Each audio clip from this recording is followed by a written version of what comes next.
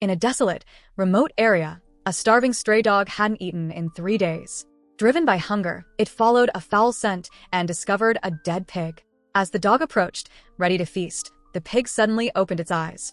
But the hunter quickly became the prey. Instead of a meal, the dog became food for the pigs. After feeding, one of the pigs picked up another scent and darted into a nearby drainage tunnel. Meanwhile, in the sewers nearby, a team of special forces was chasing a drug lord. Before they knew it, one of these mutated piglets emerged. The soldiers had no time to react. These pigs weren't ordinary. They were fast, strong, and deadly. Though the soldiers managed to kill them, each of them got bitten in the process. Soon after, their bodies began to change. Bulging veins, red eyes, and bloodthirsty howls filled the air. Back at a secret research lab, Dr. Henry was conducting unauthorized experiments. He injected a new drug into one of the pigs, but it seemed to fail. Disappointed, he tossed the piglet back into its cage. But moments later, the animal stood up and slammed itself into the bars, breaking out. It leapt onto another table and attacked the other pigs, biting and tearing them apart. Strangely, instead of fear, Dr. Henry watched with excitement. He had been working for the military, trying to create super soldiers, humans with immense strength and no sensitivity to pain.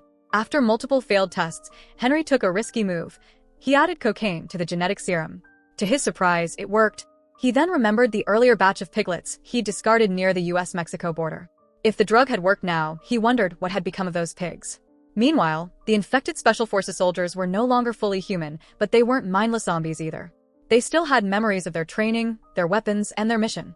Now enhanced with unnatural senses and strength, they tracked the drug lord like machines.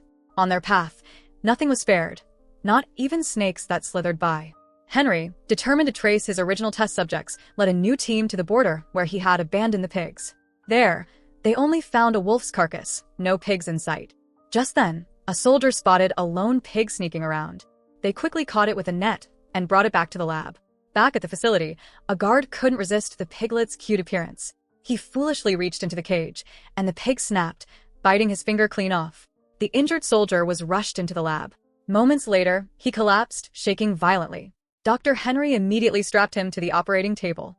The soldier's veins swelled, his teeth sharpened, and his eyes turned wild. Yet he could still understand human speech. Astonished, Henry realized this was his breakthrough.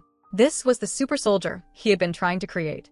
Even more exciting, he discovered he could control the subject using electric shocks. To test it, he handed the infected soldier a tennis ball and commanded him to hold it. The soldier didn't respond. Frustrated, Henry increased the shock level, too far. The soldier squeezed the ball into dust, broke free, and lunged at Henry. Luckily, guards shot him in time, but Henry was furious. His perfect test subject was gone. Still, the autopsy revealed something shocking. The infected soldier had grown a second heart. This was likely the secret to their reanimation. Eager to replicate it, Henry ordered Murdoch to bring more people from the US-Mexico border for live experiments. But unknown to him, the outbreak was already spreading there. A few days earlier, the infected special forces had tracked the drug lord Alonso to the border, where they ran into some unsuspecting stowaways. Though now zombies, the soldiers worked together like a tactical unit. The stowaways stood no chance and were devoured. Among them was a pregnant woman who cried out in pain. Her screams attracted a female zombie. Strangely, the zombie didn't attack. Instead, it sniffed her, touched her belly gently, then suddenly ripped her open. Not far away, Alonso's son, Lucas, was in the forest searching for a lost drone. He had no idea what horror was headed his way. One of the infected stowaways lunged at him. Lucas ran for his life, and just before the zombie could catch him, his protector Elle arrived and fired 2 shots, saving him, at least for a moment.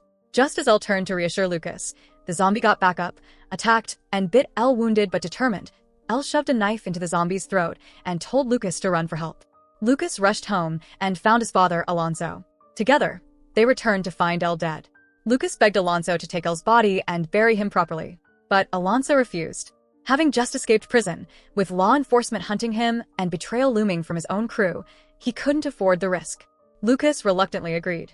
As he knelt to close Elle's eyes, something horrifying happened. Elle's eyes shot open. He grabbed Lucas by the ankle and lifted him into the air. Lucas screamed as Alonso fired shot after shot. Finally, a bullet to Elle's heart brought him down. Shaken, Lucas collapsed into his father's arms, and the two left the scene. But Elle's body wasn't done. Beneath the bullet wound in his chest, something else began to beat, his second, black heart. Meanwhile, the infected special forces, still hunting the drug lord, caught the scent of fresh humans nearby. In a dark, underground tunnel, one of Alonso's traitorous men was trying to flee. As he pushed open a rusty iron door, a shadow emerged from the other side. Startled, the traitor fired, but the figure didn't fall. It lunged. It was a special forces zombie, its rotting face twisted into something between a grin and a snarl. The creature mocked him with a strange, guttural laugh before raising its arm to strike. Elsewhere, El, who had returned from the dead, was grappling with his memories of Lucas. The warmth, the bond, the past, it all clashed with the violent hunger inside him. In a final act of resistance, El grabbed a wooden stick and plunged it into his own chest, letting out a painful roar.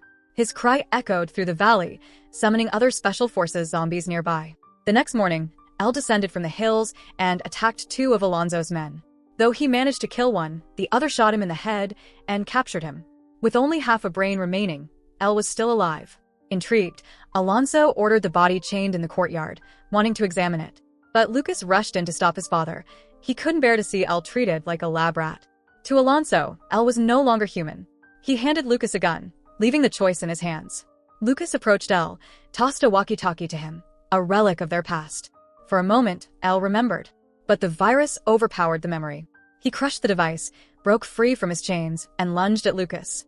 With no other option, Lucas pulled the trigger, ending El's life for good. Meanwhile, Murdoch's team, while sweeping the border, was ambushed by zombies. Only one soldier made it out alive, leaving Murdoch deeply unsettled. These weren't mindless walkers. They were organized, intelligent, and growing in number. He led his men to the border, determined to wipe them out. But when they arrived, all the bodies were gone. At Alonso's mansion, the threat drew closer. A patrolling helicopter was suddenly brought down by a massive stone hurled from the ground by a zombie. Moments later, the mansion was surrounded. Special Forces zombies, now led by a calculating zombie commander, roared in unison with infected illegal immigrants. Alonso ordered his men to prepare for war. With terrifying speed, the zombies stormed the compound. Bullets barely slowed them. Their reflexes were supernatural, and only by snapping their necks could they be killed. Amid the chaos, a female zombie slipped inside the mansion. Drawn by scent, she crept toward the toy room where Alonso and Lucas were hiding. Just when it seemed she might leave, she turned back. Her gaze locked on the stuffed animals. Alonso fired, but it wasn't enough. The zombie attacked, grabbing him by the throat. He shot her in the heart, but she had a second one, and kept coming. Lucas watched in terror as his father was thrown through the wall. Panicking, Lucas shot at the zombie, but it wouldn't die. Just as it prepared to strike again, a woman arrived and saved him. Alonso returned and embraced his son. They had to escape now. Fighting their way out, they ran into another zombie. Alonso took it head-on, jamming a stick through its throat and into its brain, finally dropping it. They took refuge in a safe room. Alonso told Lucas their only option was the underground passage. Just then, Murdoch's squad arrived outside. The zombie commander, hiding nearby, sent a lone zombie forward to test their strength. It was gunned down immediately, but the commander had a plan. Using a radio device, he ordered his zombies to walk calmly out the mansion gates. Then, in perfect coordination, he pulled a smoke grenade and tossed it into the air. The battlefield turned into a fog of chaos. Murdoch's soldiers panicked and fired blindly. Meanwhile, Henry, terrified that his precious research was being wiped out, screamed for the soldiers to stop. But when the smoke cleared, the zombies were gone. Inside the confusion, Alonso and the few survivors slipped away toward the underground exit. Just as Alonso reached the entrance, a zombie appeared and bit his arm. He barely managed to shoot it off and escape into the tunnel. But what no one knew was that Alonso had been infected. And behind them, a new threat was coming. A massive mutated pig barreled through the forest, charging straight toward the tunnel. At the same time, the Special Forces zombies, still able to track their prey, caught Alonso's scent again. The hunt wasn't over. The nightmare was just beginning. So that's it. Hope you enjoy the story. Subscribe and press the bell icon for more videos.